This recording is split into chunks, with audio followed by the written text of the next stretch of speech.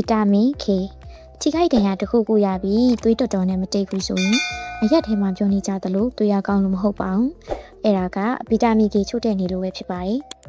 ရေကညွန်းတို့ပန်လင်စီတို့ပဲပီဆက်တို့မှာဗီတာမင် K နေပါဝင်တဲ့အတွက်ကိုနေ့စဉ်စားတဲ့အစားအစာတွေသူတို့ပါအောင်စားပေးပါ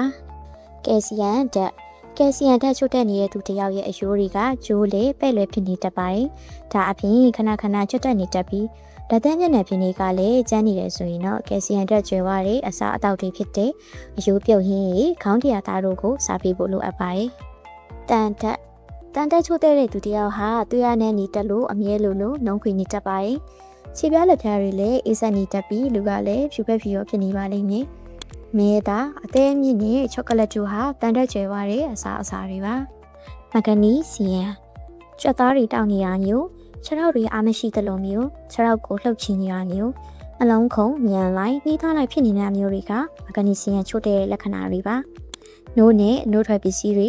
ထောပတ်တီအစိမ်းရောင်ရှိတဲ့အသီးရက်တွေမှာမဂနီဆီယမ်ဓာတ်ကျွဲဝါးစွာပါဝင်ပါတယ်စင်ဓာတ်ခုခံအားအတွက်လိုအပ်တဲ့သတ္တုဓာတ်တစ်ခုဖြစ်တဲ့အတွက်ခဏခဏနေမကောင်းဖြစ်နေမယ်။ဝမ်းခဏရွှာနေမယ်။ပါးစပ်မှာအနာတွေပေါက်နေမယ်။လက်ထဲမှာအဖြူပွင့်နေမယ်ဆိုစင်ဓာတ်ချို့တဲ့နေတာဖြစ်ပါတယ်။ဒါကြောင့်ဟင်းနုနယ်ဟိုအမျိုးမျိုးမဲသားပင်လယ်စာနဲ့မူတို့ကိုစားပေးဖို့လိုအပ်ပါတယ်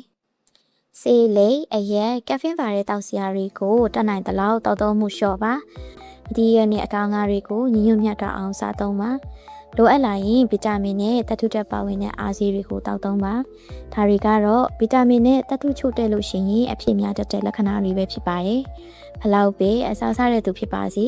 နေ့စဉ်လိုအပ်တဲ့ဗီတာမင်နဲ့သတ္တုဓာတ်တွေအကုန်ကာမိအောင်စားဖို့ဆိုတာတော်တော်ကိုခက်ခဲတဲ့အရာတစ်ခုဖြစ်နေသေးရင်တော့ပြည့်စက်အားဆေးတွေကိုဆရာဝန်တွေနဲ့တိုင်ပင်ပြီးတောက်တင်ပါတယ်